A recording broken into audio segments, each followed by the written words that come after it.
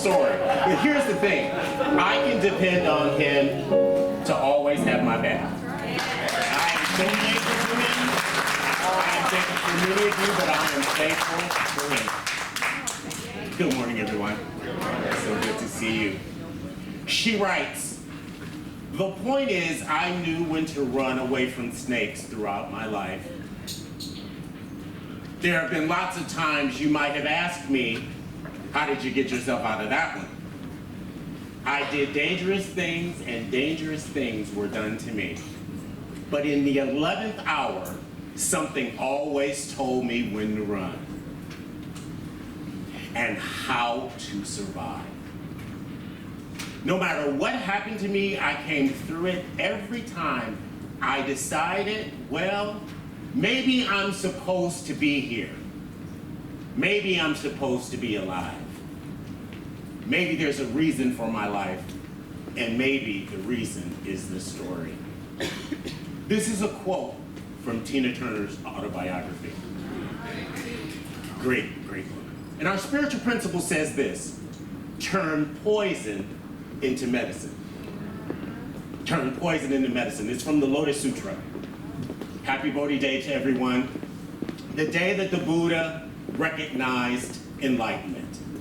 You know, it's a complete unusual thing to say that you are enlightened.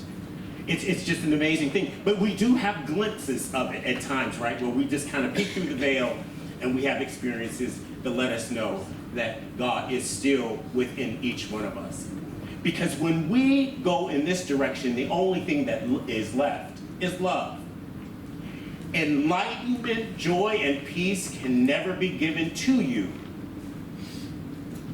The well of life and enlightenment is within you.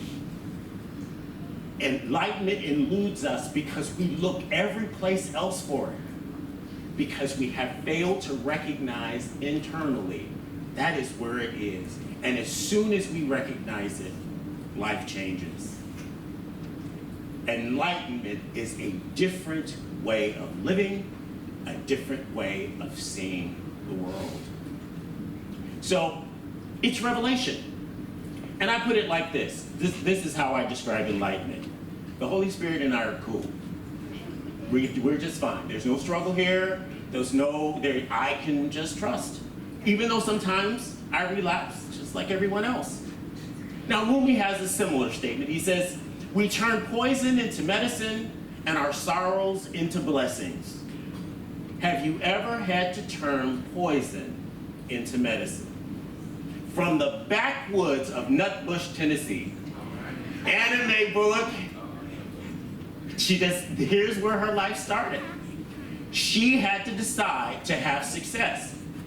She said that I had had so many problems in my life, I had so much karma, that I assumed that it was just always going to catch up with me, but I had to fight to get beyond it. Even though, as tough as it was, you have to decide that no matter how difficult the poison is that we experience, you better turn it into medicine. Because if you don't, you're just poisoned.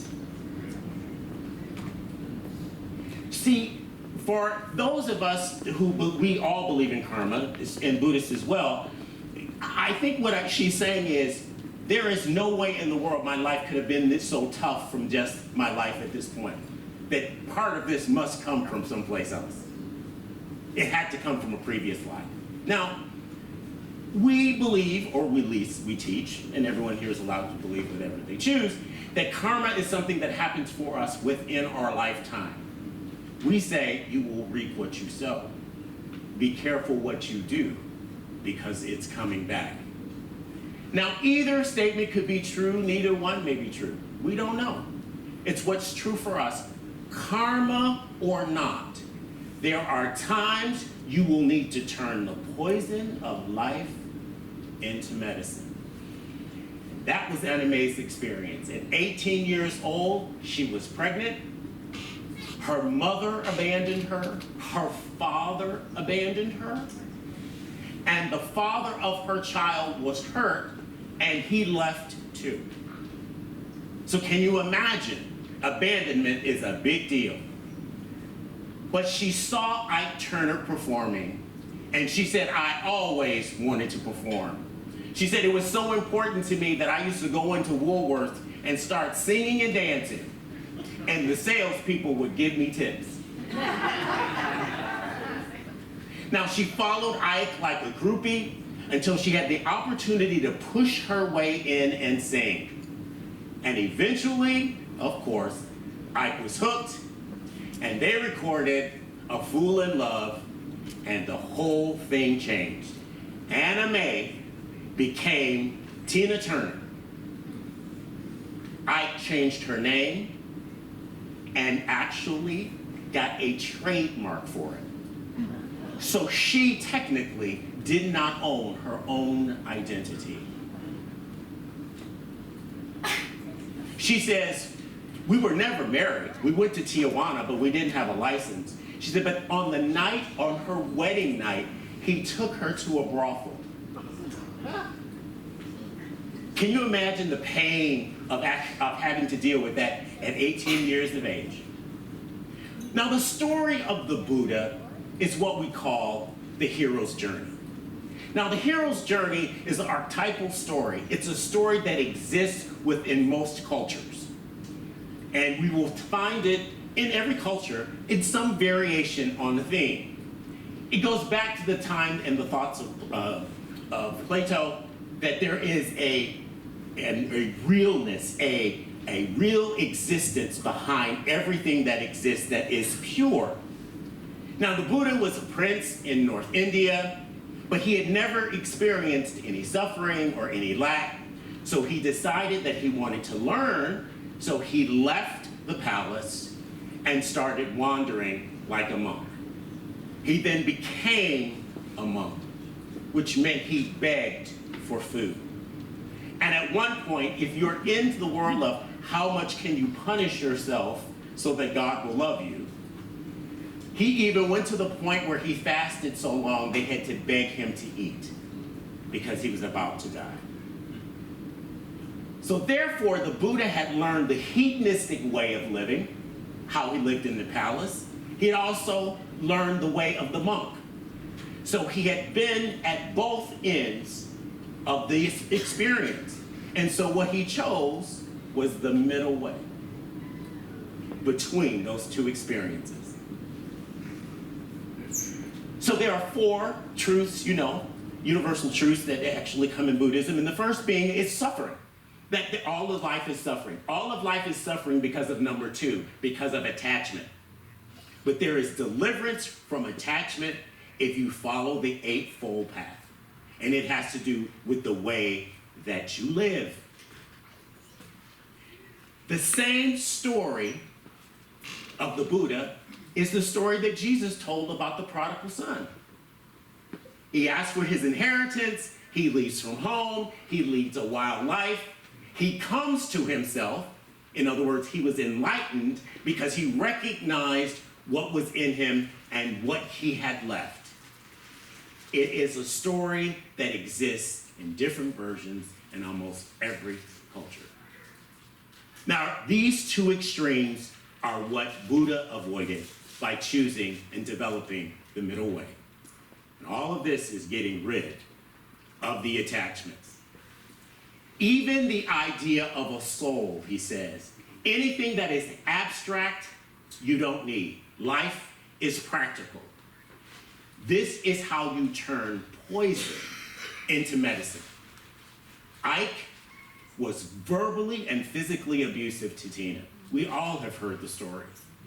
One day, they opened for the Rolling Stones and life changed. Can you imagine opening for the Rolling Stones? And Ike and Tina Turner became an immediate hit. She was encouraged to embrace Buddhism by her son and some of her friends. And so she started because she needed a way out. And so she said, I chanted because it helped me change how I thought. I stopped worrying about what I was saying and just living in the chant because I started to notice that the uncomfortable thoughts I had started to move away. I started to think differently. She said, I realized that I alone was responsible for my life and what I wanted from life. See, I see this as making medicine out of the poison of life. She said, I knew I had found the right thing in Buddhism because when Ike discovered her in her worship experience, he said it was voodoo. And he was so mean about it and mad about it, she said she knew it was the right thing to do. At one point, Ike had 3 women living in their home, and all their names were Anna. I mean, she went through a lot. So at the end of her rope, Tina attempted suicide. She took a whole bottle of sleeping pills. She happened to be in England at the time, but she showed up to the performance. She showed up to the performance staggering, falling down, and they took her to the hospital. And once they did, they recognized that she had tried to kill herself. She said, but at that point, everything shifted. This is when she made medicine out of the poison of her life. She refused to perform with Ike. So all of the venues sued her, not Ike. So she was left with all of the penalties associated with canceling. But when you want out, you will pay any price to get out. Ike and her, their relationship was so volatile, she had a bad reputation, so she decided the best way for me to get some exposure is to go on television. Because on television, you don't need a band and you don't need backup singers. And so she went on Hollywood Squares, for those of us who are old enough to remember Hollywood Squares. But eventually, she ended up on the Cher show.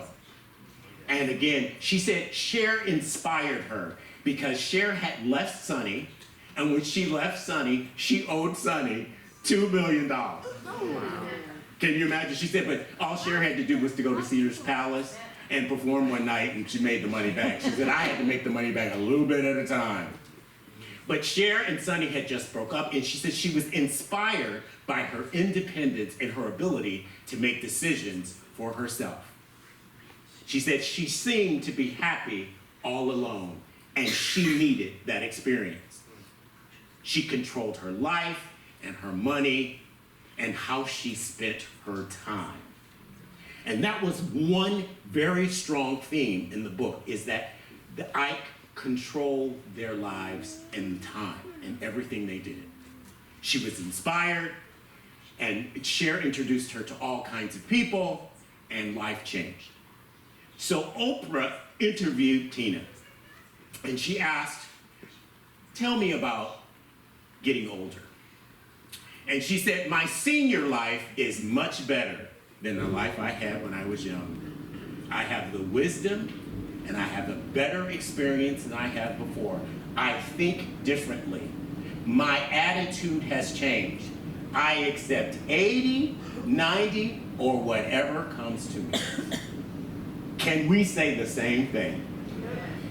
The aging thing is rough for me. It's one of those things in life I just have to constantly practice. I test myself every Sunday if I can walk under the hands being held during the benediction. See, that's medicine. She said, I don't believe in limits. That's medicine. She says, you will never get out of this world alive. So just go forward. Keep moving. That's turning poison into medicine. See, Tina is an overcomer, and you know how I like overcomers. Because overcomers inspire us that it is possible, regardless to what you have experienced, you can overcome. It doesn't mean the past goes away or that it was erased, but it means that you can recover and you can overcome. She said Buddhism prevented her from hating Ike because, of course, she felt it was warranted. And they're divorced because they still had to separate contractually, right? They were the Ike and Tina Turner Review. She said, I don't want anything. And the judge says, you don't want anything? She said, no. She said, oh, yes, I do. I want my name back. and the judge gave her the rights to her name. Can you imagine someone trying to take away your identity? She just turned the poison into medicine. And so can you. This is the good news about a recognition of the Spirit of God that lives within us all, is that you can take all the poisons of life that you have experienced and you get to name what your poison is. It could be abandonment, it could be substance abuse, whatever has been your experience. There is a solution, and that solution is to embrace the poison and turn it into medicine. You never give up. You just keep going forward. If Anna Mae can do it and become Tina Turner, so can you.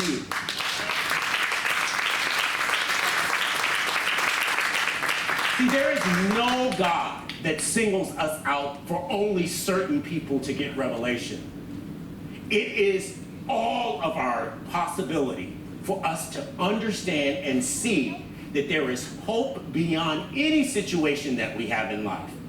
That the poisons we drink, some that we take ourselves, and the ones that are given to us, still can be turned into medicine. There is no need of beating yourself up or giving yourself a hard time. When you recognize it is time for a change, you change your mind and you go on and turn the poison into medicine. That's what it takes.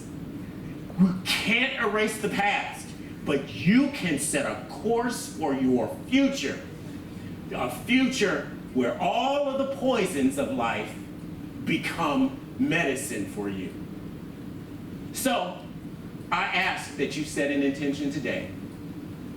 This could be the best day of your life. You set an intention that what you get to fill in the blank, whatever your poison is, you can change it into medicine. Because God and with God, all things are possible. And so it is.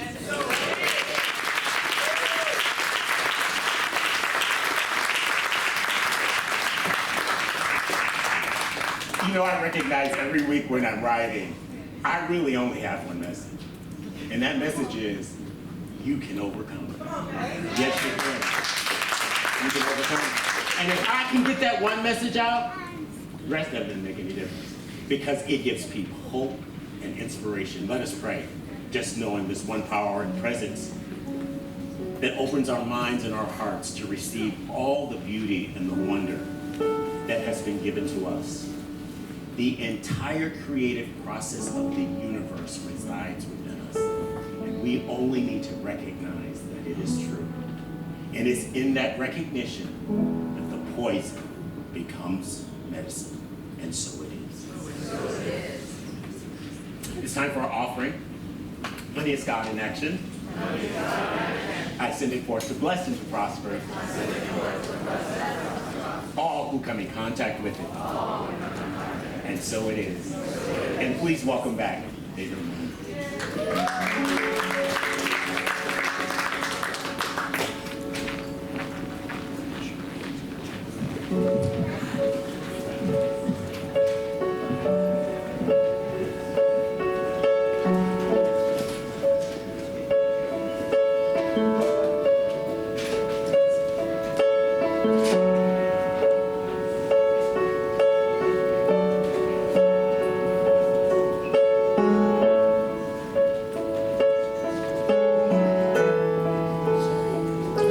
It's never too late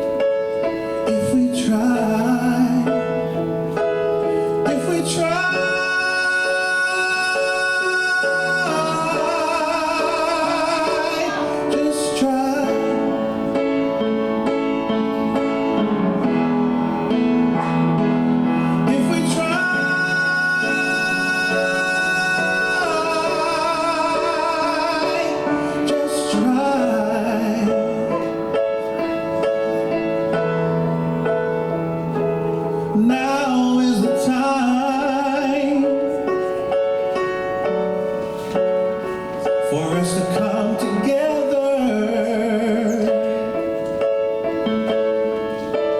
One big family. We are all sisters and brothers in harmony. I really believe, yes I do, that love is the answer, and we can all change the world, change the world, if we do it together. So can we please, if we try,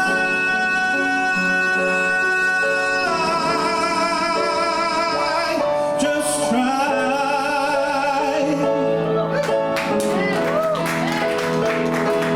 If we try,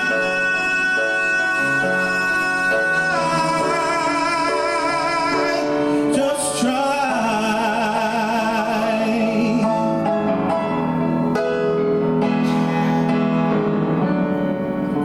It's not that complicated.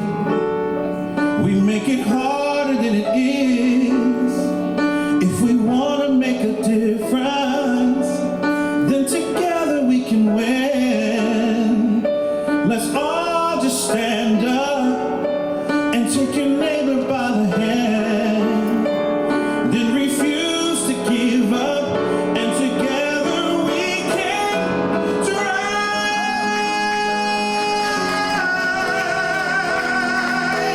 Just try. Together we can do it if we try.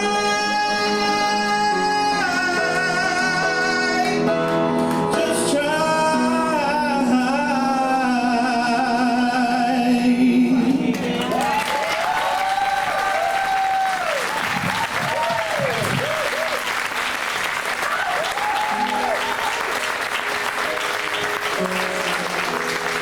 Isn't he amazing? He is just amazing. Just amazing. I'm so blessed. Can somebody bring me the wheelbarrow, please?